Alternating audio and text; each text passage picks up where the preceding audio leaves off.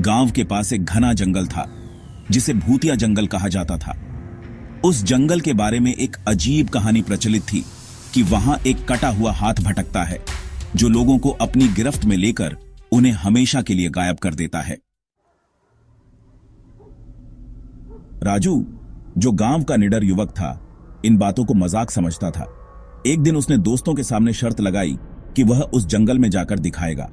दोस्तों की हंसी उड़ाने के डर से उसने अगले दिन रात में अकेले ही जंगल में कदम रख दिया।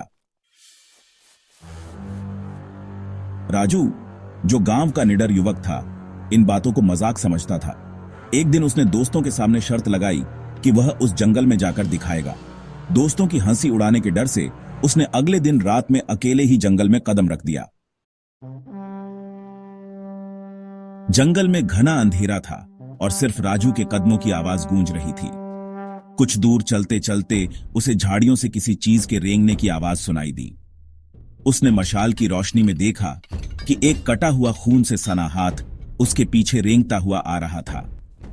राजू का दिल तेजी से धड़कने लगा। जैसे ही उसने भागने की कोशिश की, वह हाथ अचानक हवा में उछला और उसकी टांग को कसकर पकड़ लिया। राजू जमीन पर गिर पड़ा और उसने मदद के लिए चिल्लाना शुरू कर दिया, लेकिन कोई उसकी आवाज सुनने वाला नहीं था। हाथ ने उसे खींचते हुए जंगल के गहरे हिस्से में ले जाना शुरू कर दिया।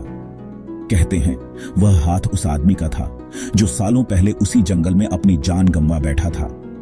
अब उसकी आत्मा जंगल में भटकते हुए इंसानों को अपने बदले का शिकार बनाती है। अगले दिन राजू का सिर्फ जूता और मशाल जंगल के किनारे मिली। गांव वाले अब भी कहते हैं कि उस रात के बाद राजू कभी लौटकर नहीं आया। अब कोई भी उस जंगल के पास जाने की हिम्मत नहीं करता।